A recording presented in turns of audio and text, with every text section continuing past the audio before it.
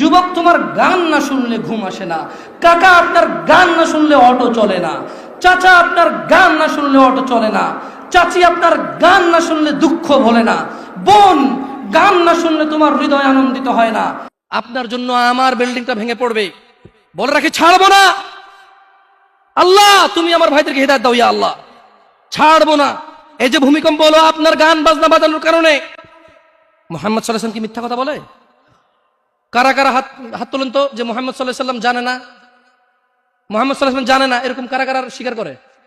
আল্লাহ নবী বলেছে, যখন বাদ্যযন্ত্র বেড়ে যাবে, গায়িকারা সম্মুখে এসে নাচবে, তুমি অপেক্ষা করো, পাহাড়গুলো কেঁপে উঠবে, পৃথিবীটা নড়ে উঠবে।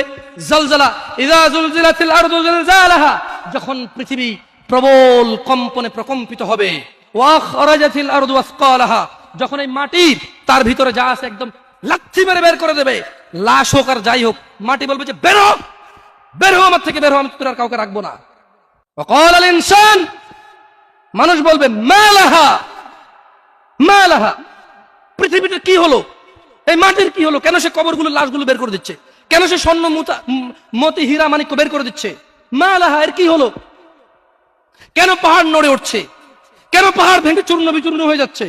মানুষ বলবে মালাহা, পৃথিবীর কি হলো, বিআন্না রাব্বাকা আওহালাহা, পৃথিবী এটা করবে, বিআন্না রাব্বাক, কারণ তোমার প্রতিপালক আওহালাহা, পৃথিবীকে আদেশ করেছেন।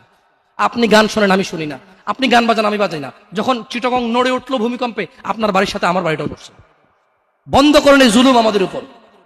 আল্লাহর দিকে তাকিয়ে বন্ধ করেন, আল্লাহর দিকে তাকিয়ে বন্ধ করেন। আপনার বাড়িটা যদি ভেঙে ফেলার ইচ্ছা, বুলডোজারে ভেঙে ফেলেন, কেউ ধরবে? কেউ জিজ্ঞেস করবে আপনাকে? আপনি গান বাজনা শুনে এভাবে পৃথিবীতে বিপর্যয় নিয়ে আসতেছেন।